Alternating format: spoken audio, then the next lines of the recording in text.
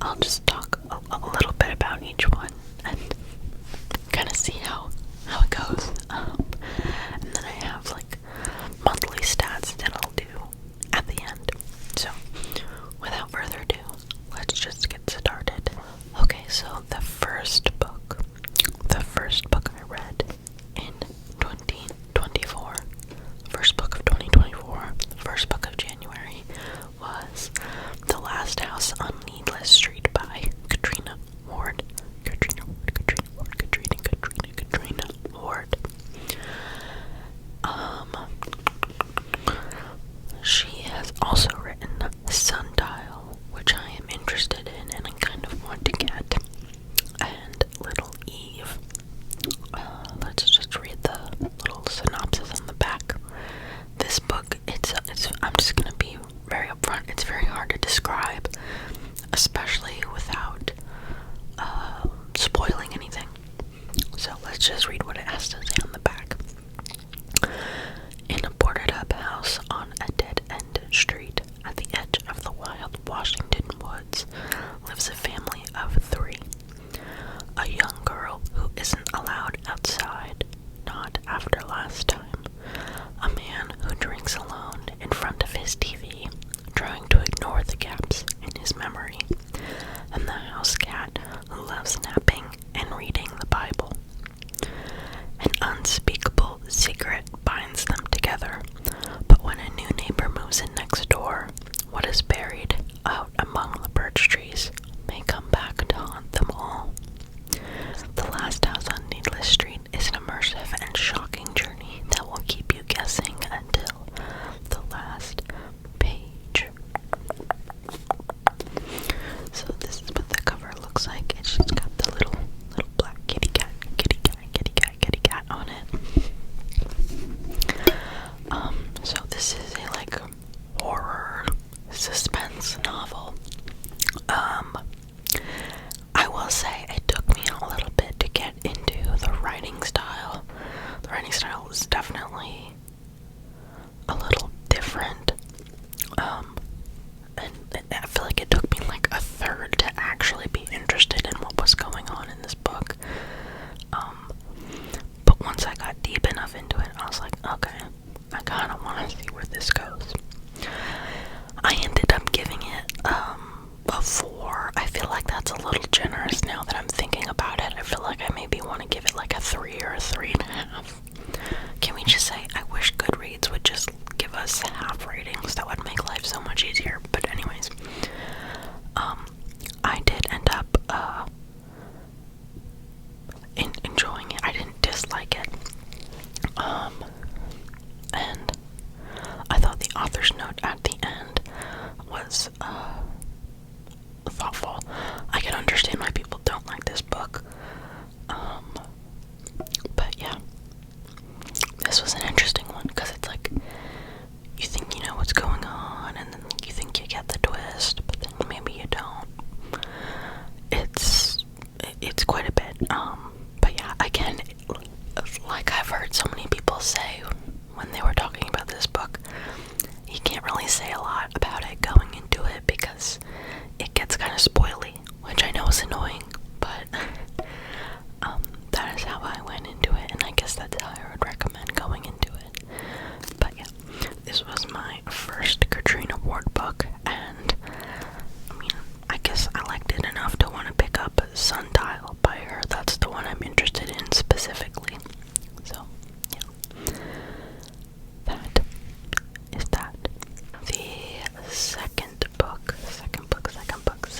I read, of quite a couple of these are going to overlap a little bit in my like January book haul, so maybe I'll wait to do like a January and February book haul. I don't know how that's gonna end up working, but next book I read was Everyone in My Family Has Killed Someone by Benjamin Stevenson. Everyone in My Family Has Killed Someone. Everyone in My Family Has Killed Someone by Benjamin Stevenson. I like the cover. Even though it's basically a bunch of like stock images, it's very much Clue vibes, and I'm into it. let's read the back first, and then we'll read like the inside synopsis. Okay. Everyone in my family has killed someone. Some of us, the high achievers, have killed more than once. I'm not trying to be dramatic, but it is the truth. Some of us are good, others are bad, and some are just unfortunate. Have I killed someone? Yes, I have. Who was it? Let's get started.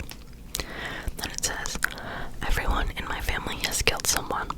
My brother, my stepsister, my wife, my father, my uncle, my sister-in-law, my mother, my stepfather, my aunt, me. Now let's go to the inside flap and read the synopsis. So it's kind of pitched as Knives Out and Clue meet a classic Agatha Christie like murder mystery novel. Okay, so it says Ernie Cunningham, crime fiction aficionado, is a reluctant guest at his family reunion. Family reunions aren't for everyone, of course, but Ernst is part of a notorious crime family. And 3 years ago, he witnessed his brother kill a man and immediately turned him into the police. Now Ernst's brother is being released from prison, and the family is gathering to welcome him home. If that weren't bad enough, the reunion is taking place at a remote mountain resort. The day before Ernst's brother is set to arrive, a man's body is found frozen on the slopes. While most Cunninghams assume the man simply collapsed and died of hypothermia during the night, Ernst's stepsister spots a strange detail. The man's airways are clogged with ash. He appears to have died by fire in a pristine snowfield without a single burn mark on him. The longer the body goes unidentified, the more overwhelmed the local policeman becomes, and the more Ern realizes it's up to him to find the murderer. Holmes, Christie, Chesterton, he's read them all. He knows what patterns to look for, what rules killers follow, and of course he knows his own family, every member of which, as he's told us from the start, has killed someone. It's told in a direct-to-reader narration style, which is interesting and gets kind of funny and quirky at points. The book is kind of divided into sections about each of the different family members who have supposedly all killed someone. And as we're learning about the family, we're also kind of uncovering this murder and trying to figure out who did it. So, and then the ending is very Knives Out, monologue from the main character, detective person, to like the room full of people. It's very, very fun. I gave it 4 stars. I pre-ordered the second book in the series, which shall arrive either today or tomorrow. That one is Everyone on This Train is a Suspect. So yeah, I obviously enjoyed it enough to buy the second book. I thought I would love it. Like, I thought this would be like a 5 out of 5 star. It was a 4. I did enjoy it. Gonna say, didn't see the twist coming, but yeah, that's what I have to say about that. I enjoyed it. I would recommend it. It's just a fun mystery. This book kind of, gotta give it props, is making me want to kind of get back into a selective amount of adult mysteries. I had been on like an adult mystery like break for years because I read a bunch when I was in like late high school and freaking hated them all. Because it's all just like shitty men and people cheating on their spouses, and I was reading a lot of domestic thrillers, I guess, and they all pissed me off, so I kind of put a cap on those and just read fantasy books. But now I think Benjamin Stevenson might have opened a can of worms here. I'm not sure. We'll see how it goes. This next book I was very excited to read, and that is The Hacienda by Isabel Cañas. I've been wanting to read this for such a long time, so I finally just got off my ass, bought it, and read it, and I really enjoyed it. I think I would give this like a 4.5 stars.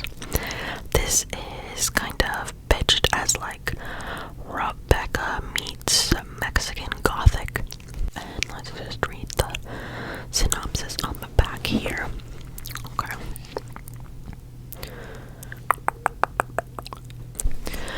During the overthrow of the Mexican government, Beatrice's father was executed and her home destroyed. When handsome Don Rodolfo Solorzano proposes, Beatrice ignores the rumors surrounding his first wife's sudden demise, choosing instead to seize the security that his estate in the countryside provides. She will have her home own again, no matter the cost. But Hacienda San Isidro is not the sanctuary she imagined. When Rodolfo returns to work in the capital, visions and voices invade Beatrice's sleep. The weight of invisible eyes follow her every move.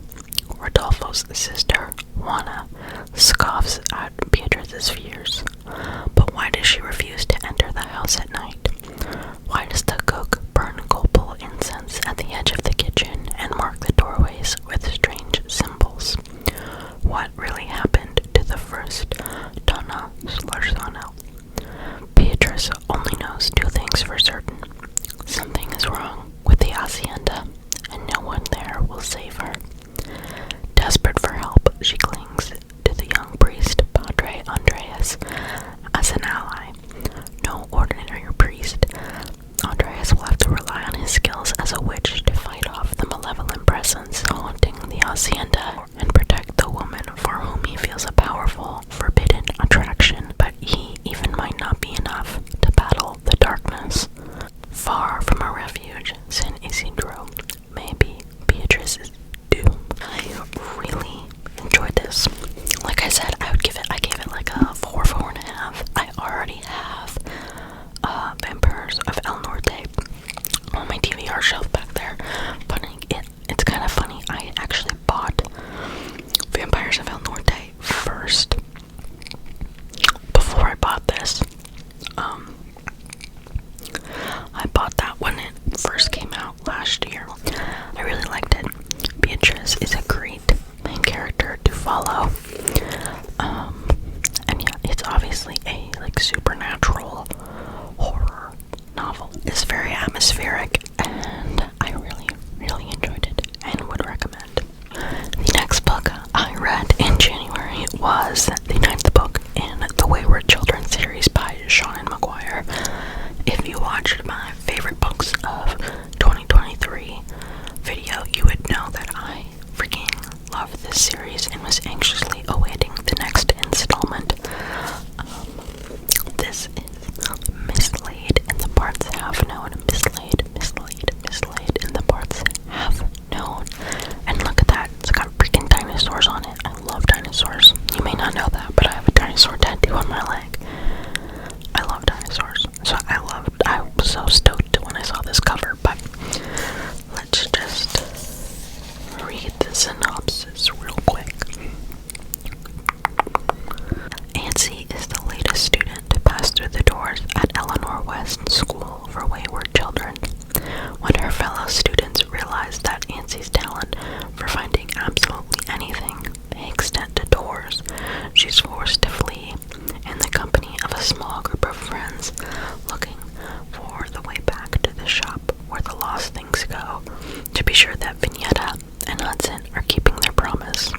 Along the way, temptations are tangled, decisions are reinforced, and a departure to a world populated by dinosaurs brings untold dangers and one or two other surprises.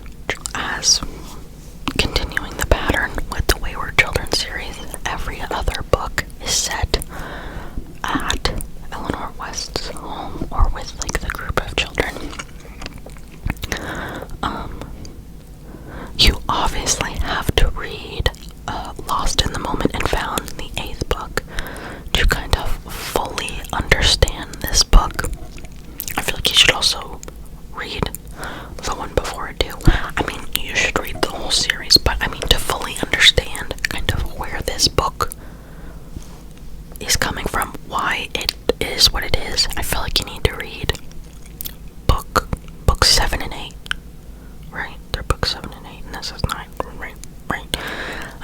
To understand, just because kind of all of the characters that you need to know and their motivations and what's happening are more thoroughly introduced. Yeah. So basically, not really spoilery, but one of the students at Eleanor's Home for Wayward Children asks Nancy to find their door back to their world, which kind of freaks her out, and it's like, oh, are people gonna try and take advantage of this? And she had wanted to go back to her own world to make sure what the resolution from her time there was actually being held, kept, so forth. But yeah, as always, I really enjoyed it. I gave it a 4. It's kind of funny, I was watching Books and Lala, one of my favorite booktubers. She also loves this series. I believe she's the one who introduced me to it, and she read it and she made a comment as it kind of felt like a filler book, and at first I didn't agree, but now I kind of do. I mean, obviously stuff happened, but it did kind of feel like it's setting up whoever's story is next, and it could be a couple people in here. I'm hoping it's not who I think it is, because I believe it was originally said that there are 10 books in the series, and that Cade's book would be the 10th and final book. But I don't want the series to end, so I don't want Cade's book to be next. I want to read Cade's book, but if that means the end, I can wait. So I'm hoping we will maybe explore. There's a couple in here. Oh, what's the girl's name? The one whose world is Harvest. Emily. I kind of want to go to Emily's world, the Harvest world. I still want to go to Christopher's world. They've mentioned it so many times, and I feel like it just needs to happen. Love it.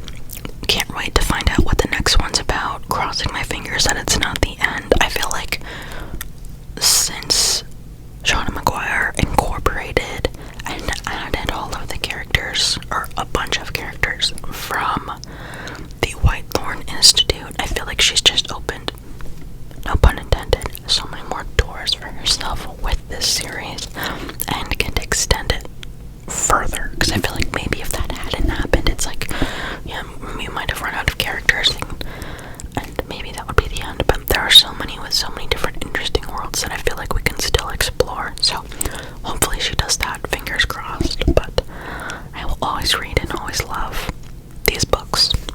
4 stars. As you can tell, I had a pretty good month, rating wise. The next book I read is This Wretched Valley. This Wretched Valley by Jenny Kiefer.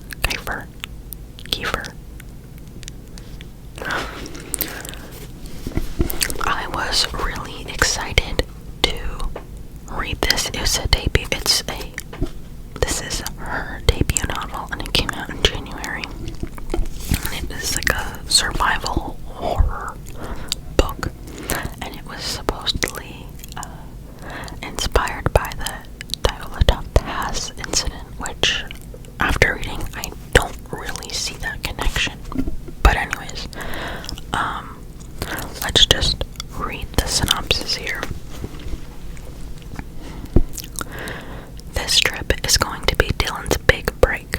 Her geologist friend Clay has discovered an untouched glyph in the Kentucky wilderness, and she's going to be the first person to climb it. Together with Clay, his research assistant Sylvia, and Dylan's boyfriend Luke, Dylan is going to document her achievement on Instagram and finally cement her place as the next rising star in rock climbing. 7 months later, 3 bodies are discovered in the trees just off the all are in various states of decay. One, a stark white skeleton. The second, emptied of its organs. And the third, a mutilated corpse with the tongue, eyes, ears, and fingers removed. But Dylan is still missing, and no trace of her, dead or alive, has been discovered. Were the climbers murdered? Did they succumb to cannibalism? Or are their impossible bodies the work of an even more sinister force? This dread-inducing debut builds to a blood-curdling climax and will leave you shocked by the final twist. In the author's bio, it says she's a Kentucky native and an active rock climber. And that is very obvious by reading this book. Like, she knows her shit. Like, you can tell a rock climber wrote this book, at least as a layperson, because they're talking about stuff. I'm like, sure, yep, that's how you do that. But yes, it was obviously, she's very knowledgeable about the subject. And, I feel like this was set up and could have gone in so many different directions. It's hard to talk about too much more without spoiling it, though it does kind of give away, like, were they murdered? Was it cannibalism? Was it something else? That is kind of, like, revealed very early on in the story. I'm kind of confused by, like, the final twist. I'm like, what final twist was there? I just finished it like a week ago. What final twist was there? Once you find out, like, what happened, it's very consistent throughout the rest of the book. It was okay. I liked it. I wanted to like it more. Like, I thought that I really wanted this to be 5 stars. But I don't know. It wasn't it for me. I don't know if it was the pacing or the writing or the way that the author took the novel. I don't know.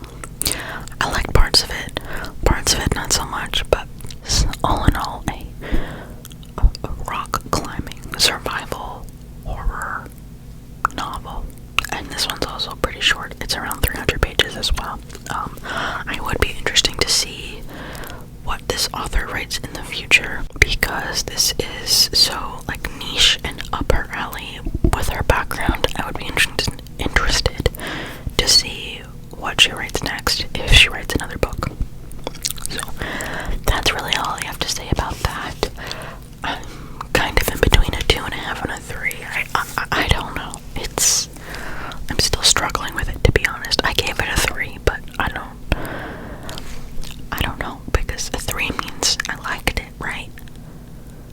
And did I like it, or was it just okay? Or, I don't know. I'm having braiding moral quandaries over here, but that doesn't matter. Okay.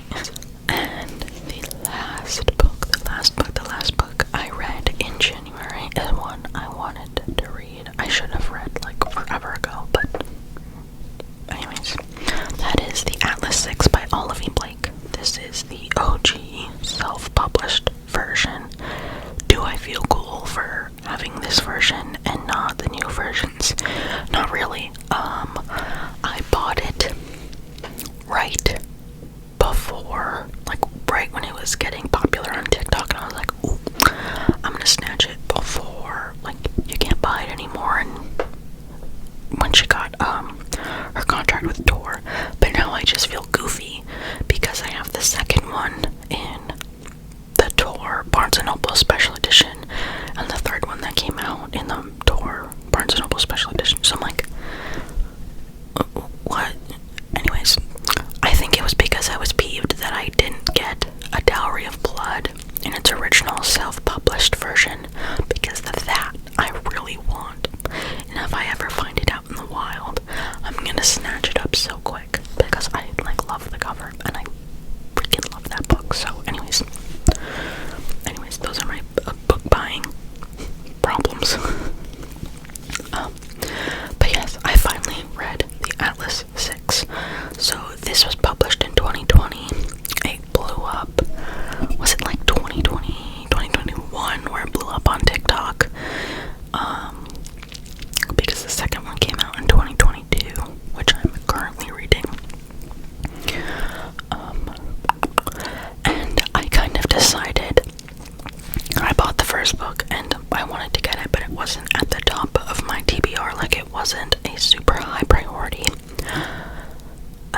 was like contemplating reading it, and then I was like, maybe I'll wait for the second one to come out so then I can read them back to back. And then the second one came out because I don't think I knew at the time what it was going to be, a duology, a trilogy, a longer series, whatever. But when the second one came out, and I realized that that wasn't going to be the last one, there was going to be a third one, I was like, well, again, might as well wait till the third one came out. So, like 3 years later, the third one came out. So I read this in January, and I'm in the middle of reading the Alice Paradox. And I'm gonna read, unless I hate how the Alice Paradox go, I'll read the Alice Complex and finish the series.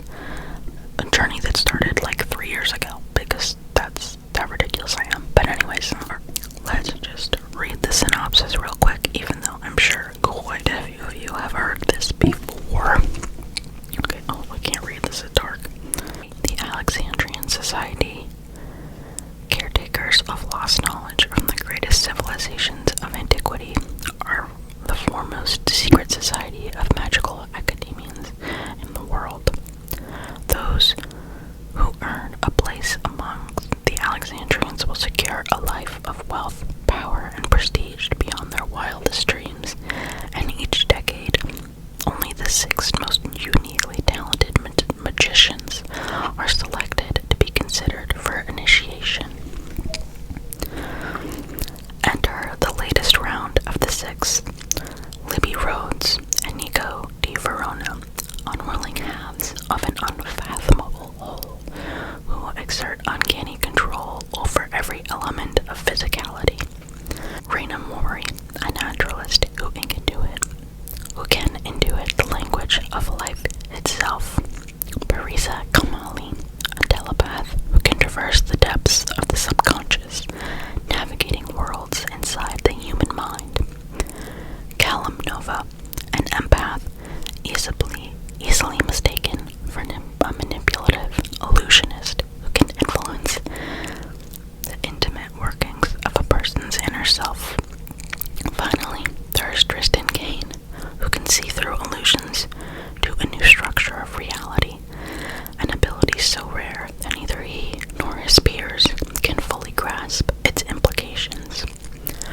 When the candidates are recruited by the mysterious Atlas Blakely, they are told they will have 1 year to qualify for initiation, during which time they will be permitted preliminary access to the Society's archives and judged based on their contributions to various subjects of impossibility, time and space, luck and thought, life and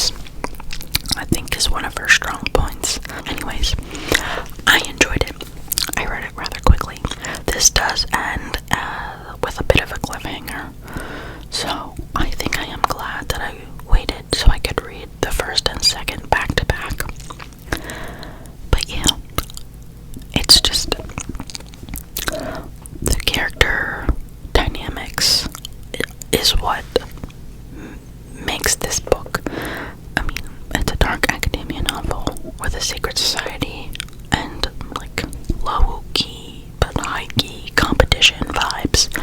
But to me, it's all the different characters and their motivations and their powers. The powers are very interesting, and their relationships with one another that make it so interesting, and you get to be in the POV of all of them. And yeah, I had a good time with it. Excited to see where the rest of the series goes. Okay, so those were the 6 books I read in January. Just quick, let's go through a couple stats. So, with 6 books I read, 1,905 pages. I read 2 fantasy books, 3 horror books, and 1 mystery book. All of them I read physically. I was having trouble with my library card for ebooks. The Libby app was giving me a hard time, but I finally fixed it, which I'm very excited about.